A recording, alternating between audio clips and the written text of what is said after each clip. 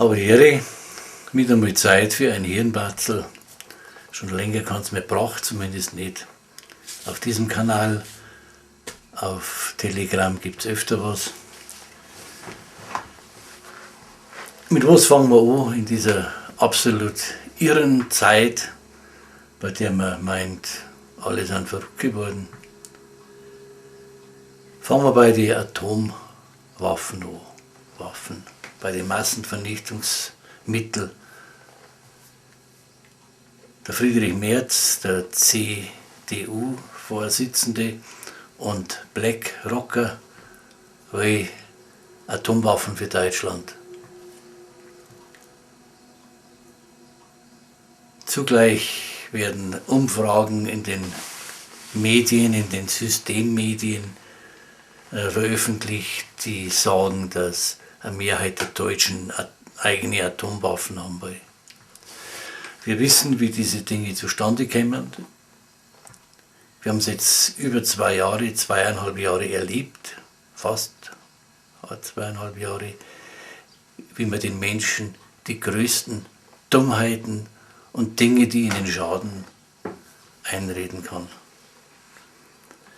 Mit den Atombomben ist es nicht anders. Das ist altes Testament, das ist Unerbittlichkeit.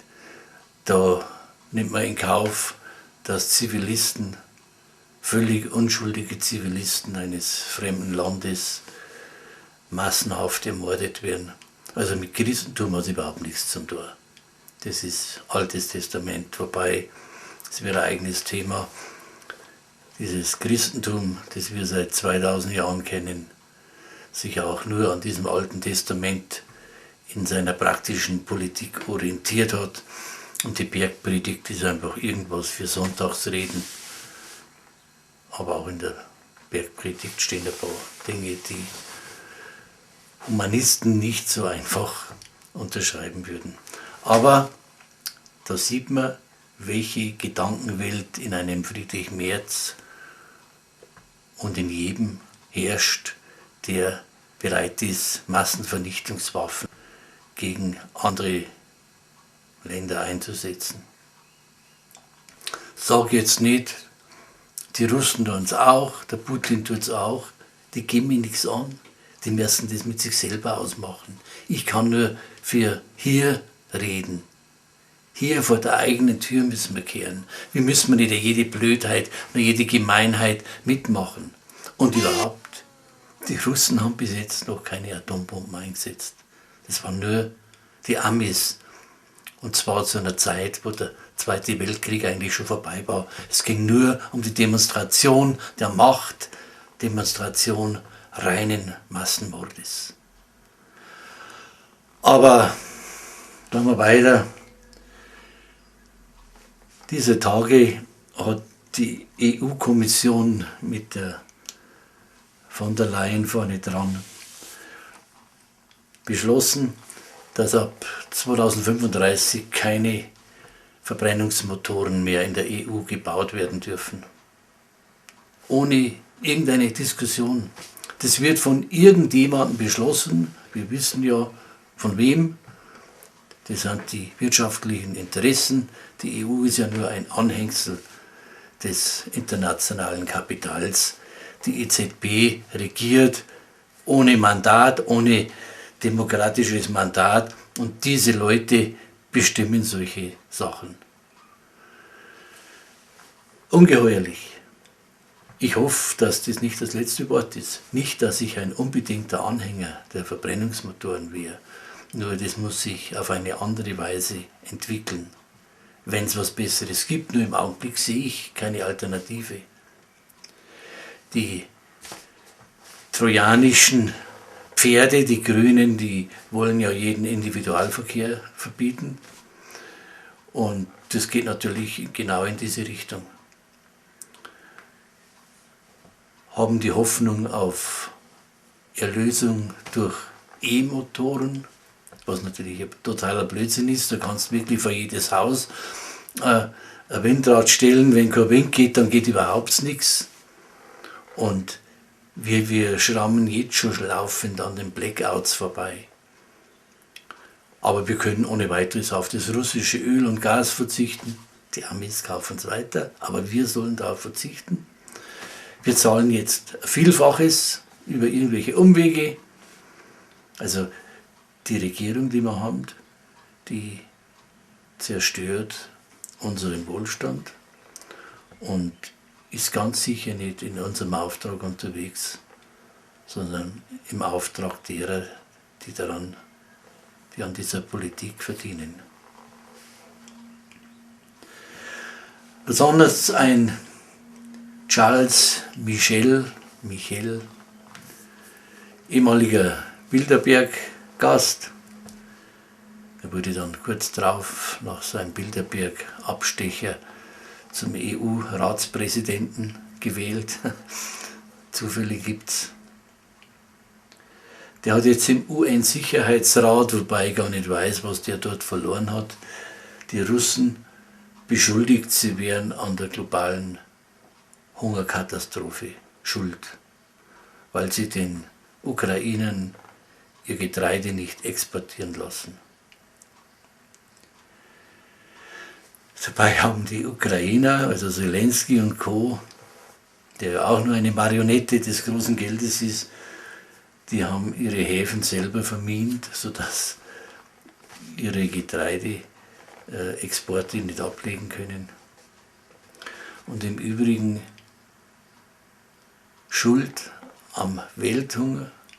Die Ukraine produziert nach meinen Vorgaben da 4,2% des Weizens. Selber wird noch ein großer Teil davon für den Eigenverbrauch weggehen, aber diese wenigen bleiben vielleicht 3% über oder 2,5%, und die sollen schuld sein am Hunger in der Welt. Also perfide. Ich weiß nicht, was wir mir für Vertreter haben. Die von der Leyen zerstört unsere Energieversorgung, kauft riesige Mengen an Genimpfstoffen ein, obwohl es so viele Schäden gibt, Begleitschäden. Powert den Elektromotor und verbietet den Verbrennungsmotor und ist überall dort zu finden, wo Kriegshetze betrieben wird. Und dann dieser Michel, dieser Belgier, von der Lagarde reden wir gar nicht, die ist eine verurteilte Wirtschaftskriminelle, die leitet die EZB, also die Machtzentrale der EU.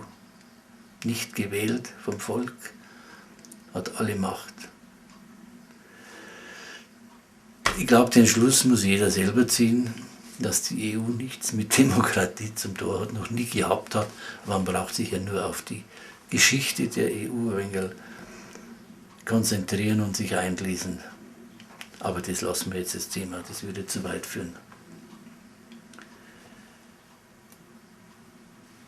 Die größte Verarsche, die im Augenblick auch hier abläuft, ist, dass die Regierung uns armen Verbrauchern entgegenkommt und für ein paar Monate die Mineralölsteuer senkt um etliche 10 Prozentpunkte.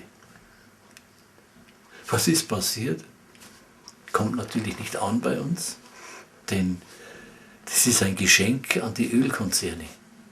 Die haben jetzt schon mit ihrer ganzen Angstmache die Preise in den Himmel getrieben und jetzt kassieren sie die Steuerermäßigung auch noch mit. Ist es Weltfremdheit dieser Regierung oder sind sie wirklich nur die Vertreter, die Lobbyisten dieser Firmen? Ich sehe keine andere Lösung. Eins von den zwei muss sein. Vermutlich beides. Ich weiß nicht, wie das weitergeht, aber wie es ausschaut, steigt der Ölpreis immer weiter, Gas auch. Ich wollte die Tage Propangasflasche auffüllen lassen, hat immer so um die 18, 19 Euro gekostet. Jetzt kostet es 35 und in einem Laden habe ich sogar gesehen 40 Euro. Der reine Wahnsinn. Bei den Lebensmitteln ist ja ähnlich.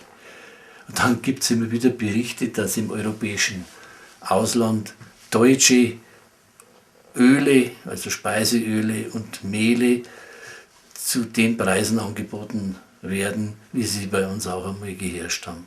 Und wir zahlen für das gleiche Öl das 4- und 5-fache.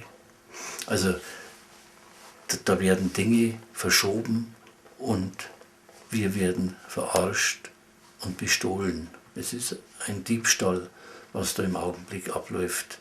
Diese Erhöhungen der Energie. Heizöl vor einem Jahr noch 50 Cent der Liter, heute 170 Cent oder war schon auf 200 Cent. Also es wird an allen Ecken werden wir bestohlen. Und es ist kein Ende abzusehen. Ich weiß auch nicht, was wir dagegen tun können. So Beiträge machen wie hier und die Leute aufklären. Ich weiß es nicht. Eins muss man vielleicht auch noch einmal erwähnen. Das muss ich aber ablesen, das kann man nicht merken.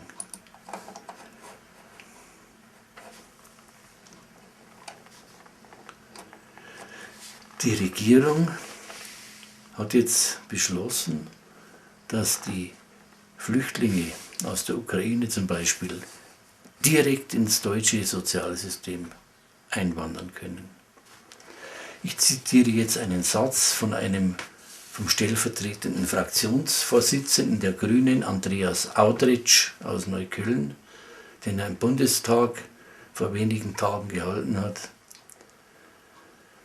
Mit diesem Gesetz, also Zitat, tun wir etwas, was in Deutschland noch nie davor getan wurde. Wir ermöglichen Millionen von Menschen, wenn sie zu uns kommen, die Möglichkeit, ganz direkt in unser Sozialsystem zu kommen. Das ist ein Riesenunterschied zu allem, was davor gewesen ist.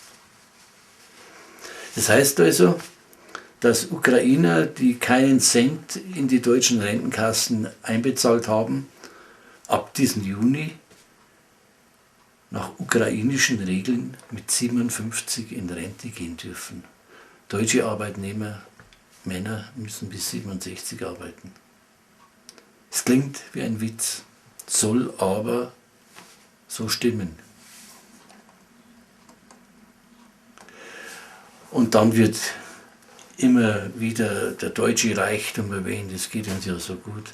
Aber es ist vielleicht einmal interessant, ich habe das so aufgeschrieben, ein Vergleich zwischen Deutschen, Franzosen und Italienern. Deutsche bekommen 48%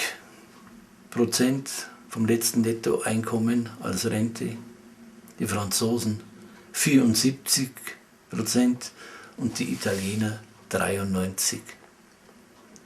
Da zeigt sich, wie die Sozialsysteme wirklich zu bewerten sind. Und der Reichtum von uns Deutschen spiegelt sich auch im Wohneigentum wider. Deutsche haben zu 51% eigene 4 Wände, Franzosen zu 65% und die armen Italiener, die ja ständig gepampert werden müssen, haben sogar 72%.